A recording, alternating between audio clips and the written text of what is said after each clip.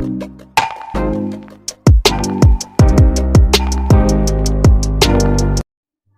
दोस्तों, मैं मनोज सेता स्वागत करता हूं आपके अपने यूट्यूब चैनल इन्फिनिटी क्लास में। दोस्तों, आज की इस वीडियो में मैं बात करूंगा आपसे ऐतिहासिक भारतीय संविधान की ऐतिहासिक पृष्ठभूमि से जुड़े कुछ प्रश्नों के बारे में, जिसमें मैं आज टॉप 20 क्वेश्चनों की चर्चा आपके साथ करने वाला हूं। तो ये वीडियो आपके लिए काफ़ी हेल्पफुल साबित हो सकती है, तो बने रहिए वीडियो के अंत तक। चलते हैं आज के पहले क्वेश्चन की ओर। आज का पहला क्वेश्चन है, गीत जन गण मन को भारत के राष्ट्रीय गान के रूप में किस वर्ष स्वीकृत किया गया था? ए 1997, बी 1949, सी 1950 या डी 1951। तो इसका जो आंसर हो जाएगा वो हो जाएगा 1950।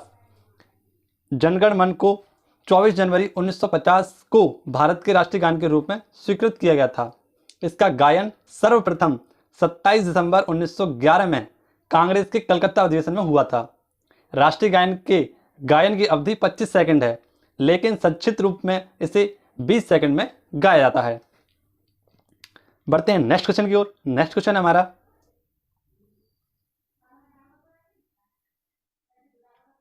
क्वेश्चन नंबर 2, राष्ट्रीय गान को कितने समय में गाया जाता है? तो राष्ट्रीय गान को जो गाने का समय है वह है 52 सेकंड, यानी कि ऑप्शन नंबर बी। इसका जो आंसर हो जाएगा वो ऑप्शन नंबर बी। राष्ट्रीय गान के गायन की अवधि 52 सेकंड है, लेकिन संक्षिप्त रूप में इसे 20 सेकंड में गाया जाता है। बढ़ते हैं नेक्स्ट क्वेश्चन की ओर। नेक्स्ट क्वेश्चन है क्वेश्चन नंबर 3, भारत का अंतिम अंग्रेज वायसराय कौन था? A Lord Curzon, B Lord Wavell, C Mountbatten, D Lord Irwin. तो इसका जो राइट आंसर हो जाएगा दोस्तों वो हो जाएगा लॉर्ड माउंटबेटन, यानी ऑप्शन नंबर सी। भारत के अंतिम अंग्रेज वायसराय लॉर्ड माउंटबेटन थे। इनका कार्यकाल 23 मार्च 1947 से 15 अगस्त 1947 तक था। इसके अतिरिक्त भारत के गवर्नर जनरल के रूप में इनका कार्यकाल 15 अगस्त 1947 से 21 जून 1948 के मध्य रहा था। आशा करता हूं आपको ये क्वेश्चन समझ में आया होगा। बढ़ते हैं नेक्स्ट क्वेश्चन की ओर। नेक्स्ट क्वेश्चन हमारा क्वेश्चन नंबर 4।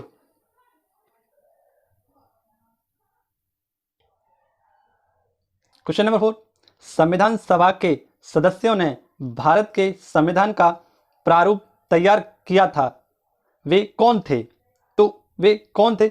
ब्रिटिश संसद द्वारा नामित व्यक्ति, गवर्नर जनरल द्वारा नामित व्यक्ति, विभिन्न प्रदेशों की विधानसभाओं से चयनित, या डी भारतीय राष्ट्रीय कांग्रेस तथा मुस्लिम लीग के चयनित व्यक्तियों द्वारा। तो इसका जो आंसर हो जाएगा दोस्तों वो हो जाएगा ऑप्शन नंबर सी। विभिन्न प्रदेशों की विधानसभाओं से चयनित व्यक्तियों द्वारा प्रारूप तैयार किया गया था। भारत के संविधान का प्रारूप करने वाली संविधान सभा के सदस्य विभिन्न देशों की विधानसभाओं के सदस्य द्वारा अप्रत्यक्ष रूप से निर्वाचित किए गए थे। बढ़ते हैं नेक्स्ट क्वेश्चन की ओर। तो नेक्स्ट क्वेश्चन है हमारा क्वेश्चन नंबर 5, भारत की संविधान सभा के स्थायी सभापति कौन थे? A Sachchida Sinha, B doctor Rajendra Prasad, C doctor B R Ambedkar, या डी जवाहरलाल नेहरू।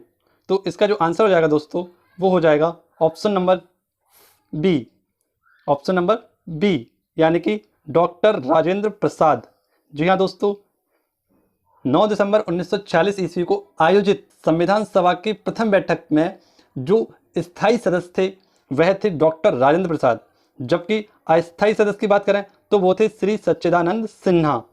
इन्होंने प्रथम बैठक की अध्यक्षता की थी। और क्या थे ये? अस्थायी सदस्य थे, जबकि हमसे क्या पूछा गया है? स्थायी सदस्य। तो स्थायी सदस्य के लिए इसका राइट आंसर हो जाएगा डॉक्टर राजेंद्र प्रसाद। आशा करता हूं आपको सारे के सारे क्वेश्चन समझ में आ रहे होंगे, तो बने रहिए वीडियो के अंत तक। और चलते हैं नेक्स्ट क्वेश्चन की ओर। नेक्स्ट क्वेश्चन हमारा क्वेश्चन नंबर 6, संविधान सभा के उद्घाटन अधिवेशन की अध्यक्षता किसने की थी? यानी 9 दिसंबर 1946 को जो पहली अधिवेशन हुआ था उसकी अध्यक्षता की थी सच्चिदानंद सिन्हा ने, जो कि अस्थायी सदस्य थे। तो उद्घाटन अधिवेशन का मतलब यही है कि जो पहली बैठक यानी 9 दिसंबर 1946 को जो बैठक आयोजित की गई थी उसकी जो बैठक की अध्यक्षता की थी वो किसके द्वारा की गई थी? तो उसकी अध्यक्षता तो की गई थी किसके द्वारा? सच्चिदानंद सिन्हा के द्वारा, जो कि एक अस्थायी सदस्य थे। ये क्वेश्चन कई बार बन चुका है पेपरों में, तो इसको आप भूलने की कोशिश ना करें। इसे याद रखें हमेशा कि प्रथम अधिवेशन की अध्यक्षता किसने की थी? सच्चिदानंद सिन्हा ने। या ये भी पूछ सकता है उद्घाटन अधिवेशन। ठीक है दोस्तों, बढ़ते हैं नेक्स्ट क्वेश्चन की ओर। नेक्स्ट क्वेश्चन हमारा क्वेश्चन नंबर 7, संविधान सभा का मसौदा तैयार करने वाली समिति के अध्यक्ष कौन थे? तो मसौदा समिति भी कह सकते हैं, इसे ड्राफ्ट कमेटी भी कहते हैं, या फिर प्रारूप तैयार करने वाली समिति भी कहा जाता है। तो इसकी अध्यक्षता किसने की थी? ए जे.वी. कृपलानी, बी राजेंद्र प्रसाद, या सी जवाहरलाल नेहरू, या डी डॉक्टर भीमराव अंबेडकर। तो इसकी जो अध्यक्षता की थी वो की थी डॉक्टर बी.आर. अंबेडकर द्वारा। ठीक है दोस्तों, इसकी जो अध्यक्षता की थी वो की थी डॉक्टर भीमराव अंबेडकर द्वारा। संविधान के प्रारूप को अंतिम रूप देने के लिए संविधान सभा द्वारा 29 अगस्त 1947 ईस्वी को एक संकल्प पारित करके प्रारूप समिति का गठन किया गया तथा इसके अध्यक्ष के रूप में डॉक्टर बी.आर. अंबेडकर को चुना गया था। इस समिति में अध्यक्ष सहित कुल 7 सदस्य थे। ठीक है, आशा करता हूं ये क्वेश्चन आपको समझ में आया होगा। बढ़ते हैं नेक्स्ट क्वेश्चन की ओर। नेक्स्ट क्वेश्चन है क्वेश्चन नंबर 8, संविधान प्रारूप समिति में अध्यक्ष को मिलाकर कितने सदस्य शामिल थे? तो ए 7 सदस्य, बी 5 सदस्य, सी 9 सदस्य, या डी 3 सदस्य। तो इसका जो राइट आंसर हो जाएगा दोस्तों, मैंने ऊपर भी बताया था आपको पिछले सवाल में, इसमें प्रारूप समिति में अध्यक्ष सहित यानी डॉक्टर भीमराव सहित कितने व्यक्ति थे? 7 व्यक्ति शामिल थे। बढ़ते हैं नेक्स्ट क्वेश्चन की ओर। नेक्स्ट क्वेश्चन हमारा क्वेश्चन नंबर 11, 11 दिसंबर 1946 को किसे संविधान सभा का स्थायी अध्यक्ष चुना गया था? ए Jawaharlal Nehru, B doctor Rajendra Prasad, C doctor B R. Ambedkar, या डी के.एम. मुंशी। तो इसका जो राइट आंसर हो जाएगा दोस्तों वो हो जाएगा option number B, doctor Rajendra Prasad. भारतीय संविधान के निर्माण हेतु संविधान सभा के सदस्यों की पहली बैठक 9 दिसंबर 1946 को हुई थी। इसमें सच्चिदानंद सिन्हा को अस्थायी अध्यक्ष निर्वाचित किया गया। बाद में सभा के सदस्यों द्वारा 11 दिसंबर 1946 को डॉक्टर राजेंद्र प्रसाद को सभा का स्थायी सदस्य निर्वाचित किया गया था। बढ़ते हैं नेक्स्ट क्वेश्चन की ओर। नेक्स्ट क्वेश्चन हमारा क्वेश्चन नंबर 10, संविधान सभा के चेयरमैन कौन थे? संविधान सभा नहीं, निर्वाचन सभा के चेयरमैन कौन थे? A KM. Munshi, B doctor Rajendra Prasad, C Jawaharlal Nehru, या डी डॉक्टर बी.आर. अंबेडकर। तो इसका जो आंसर हो जाएगा, निर्वाचन सभा के चेयरमैन कौन थे? डॉक्टर राजेंद्र प्रसाद थे। भारतीय संविधान के निर्माण हेतु संविधान सभा के सदस्यों की पहली बैठक 9 दिसंबर 1946 को की गई थी। इसी के तहत अस्थायी सदस्य जो बनाए गए थे वो थे सच्चिदानंद सिन्हा जी, जबकि स्थायी सदस्य कौन थे? डॉक्टर राजेंद्र प्रसाद, और इन्हीं को निर्वाचन सभा का चेयरमैन भी बनाया गया था। बढ़ते हैं नेक्स्ट क्वेश्चन की ओर। नेक्स्ट क्वेश्चन हमारा, संविधान सभा की पहली बैठक कब हुई थी? ए 9 दिसंबर 1947, बी 9 दिसंबर 1946, या सी 26 जनवरी 1947, या ऑप्शन नंबर डी 26 जनवरी 1946। तो इसका जो राइट आंसर हो जाएगा, संविधान सभा की पहली बैठक 9 दिसंबर 1946 को ऑप्शन नंबर बी 9 दिसंबर 1946 को कर दी गई थी। ठीक है दोस्तों, इसकी व्याख्या पहले हो चुकी है। तो बढ़ते हैं नेक्स्ट क्वेश्चन की ओर। नेक्स्ट क्वेश्चन है हमारा क्वेश्चन नंबर 13। इसमें संविधान सभा द्वारा भारत के संविधान को तैयार करने के लिए कितनी समितियों का गठन किया गया था? तो इसमें कुल समितियों का गठन यानी संविधान सभा द्वारा भारत के संविधान को तैयार करने के लिए 17 समितियों का गठन किया गया था, जिसमें अगर हम बात करें प्रमुख समितियों की तो प्रक्रिया नियम समिति, अधिकारी समिति, सभा समिति, परिचालन समिति, कार्यवाही समिति, राष्ट्रीय ध्वज समिति, उच्चतम न्यायालय अस्थायी समिति, परामर्श समिति, मूल अधिकार समिति, ये विभिन्न प्रकार की समितियां बनाई गई थी। बढ़ते हैं नेक्स्ट क्वेश्चन की ओर। नेक्स्ट क्वेश्चन हमारा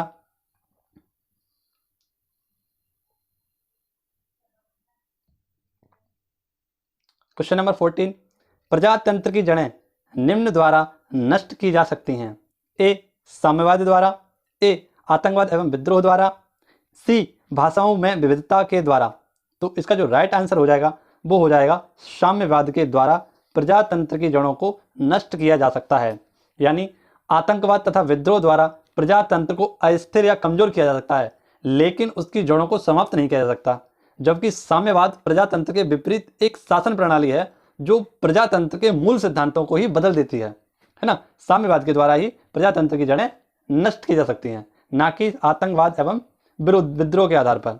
बढ़ते हैं नेक्स्ट क्वेश्चन की ओर। नेक्स्ट क्वेश्चन हमारा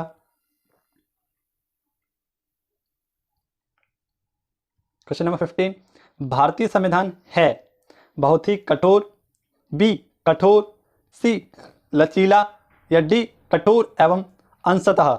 तो इसका जो आंसर हो जाएगा वो हो जाएगा कठोर एवं अंशतः लचीला।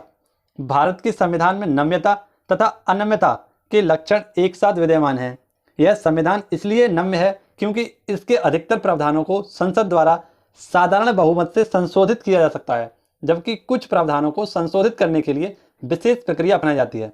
इसीलिए भारतीय संविधान को अंशतः कठोर तथा अंशतः लचीला माना जाता है। बढ़ते हैं नेक्स्ट क्वेश्चन की ओर। सारे के सारे क्वेश्चन आप सभी के लिए काफी हेल्पफुल हैं, तो वीडियो के अंत तक बने रहिए और देखे रहिए सारे के सारे क्वेश्चनों को। इनमें से जुलाई 1946 में गठित संविधान सभा के सदस्य नहीं थे। ए डॉक्टर राजेंद्र प्रसाद, बी के.एम. मुंशी, सी महात्मा गांधी या डी अबुल कलाम आजाद। तो इसका जो आंसर हो जाएगा दोस्तों वो हो जाएगा option number C Mahatma Gandhi. यानी कि जुलाई 1946 में बनी संविधान सभा के सदस्यों में महात्मा गांधी जी शामिल नहीं थे। बढ़ते हैं नेक्स्ट क्वेश्चन की ओर। तो नेक्स्ट क्वेश्चन हो जाएगा हमारा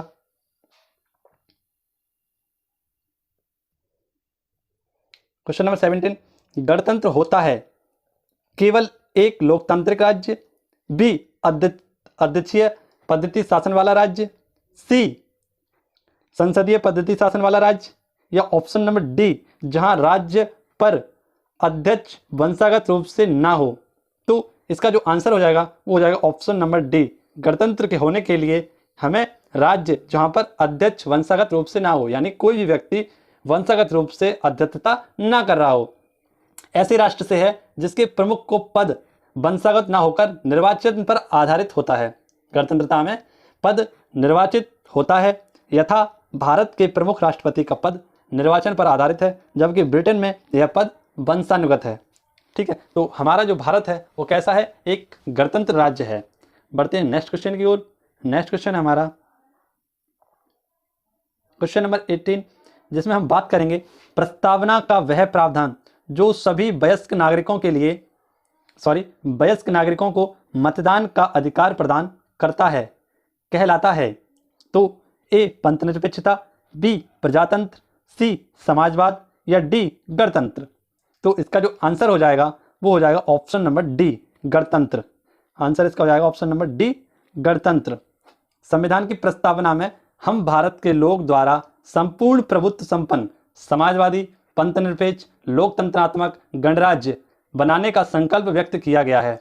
इसीलिए इसका आंसर जो हो जाएगा वो हो जाएगा गणतंत्र। यह हमारी प्रस्तावना में लिखा हुआ है और इसी के तहत वयस्क मताधिकार की बात भी प्रस्तावना में शामिल है। बढ़ते हैं नेक्स्ट क्वेश्चन की ओर। 19, जिसमें हम बात करेंगे कैबिनेट मिशन प्लान के अधीन बनी संविधान सभा में कितने सदस्य थे। तो कैबिनेट मिशन द्वारा बनी संविधान सभा में कितने सदस्य थे, ए 389, बी 411, सी 289 या सी 487। तो दोस्तों इसका जो आंसर हो जाएगा वो हो जाएगा ए 389, यानी 389 सदस्य कैबिनेट मिशन के प्लान के अधीन संविधान सभा में सम्मिलित थे। संविधान के कैबिनेट मिशन की सिफारिश के अनुसार जुलाई 1946 में भारतीय संविधान सभा के निर्वाचन के लिए चुनाव हुए, जिसमें 10 लाख की जनसंख्या पर एक प्रतिनिधि चुनना था। इन प्रतिनिधियों का चुनाव सीधे जनता द्वारा नहीं बल्कि प्रांतीय सभाओं के प्रतिनिधियों को करना था। इसलिए चुनावों में कुल 389 सदस्य संविधान सभा की सदस्यता हेतु निर्वाचित किए गए। तो यह क्वेश्चन आपके कई बार क्वेश्चन पूछ लिया गया है, तो इस क्वेश्चन को आप बहुत ही इंपॉर्टेंट टिक कर लें। ठीक है दोस्तों, ये काफ़ी इंपॉर्टेंट है आपके लिए और मैं वादा करता हूं कि इसमें से जो मेरी सीरीज चल रही है संविधान की, इसमें से आपके 100% क्वेश्चनों की फंसने की गारंटी है। बढ़ते हैं नेक्स्ट क्वेश्चन की ओर, और नेक्स्ट क्वेश्चन हो जाएगा हमारा बेवेल, क्वेश्चन नंबर 20, बेवेल योजना की असफलता का मुख्य कारण क्या था? ब्रिटिश सरकार से समर्थन का अभाव, या ऑप्शन बी कांग्रेस तथा मुस्लिम लीग के मध्य सहमति ना हो पाना। तो इसका जो राइट आंसर हो जाएगा दोस्तों, वो हो जाएगा कांग्रेस तथा मुस्लिम लीग के मध्य सहमति ना हो पाना। 25 जून से 14 जुलाई 1945 के मध्य भारत के तत्कालीन ब्रिटिश वायसराय लॉर्ड वीवल द्वारा शिमला में बुलाए गए सम्मेलन में वायसराय काउंसिल की भारतीय सदस्यों को नियुक्त करने का प्रस्ताव रखा गया। सम्मेलन मुस्लिम लीग द्वारा किया गया। कांग्रेस ने जिन्ना की इस मांग को अस्वीकार कर दिया। इस प्रकार बेवेल योजना असफल रही और बेवेल ने 14 जुलाई 1945 को सम्मेलन की विफलता की घोषणा कर दी।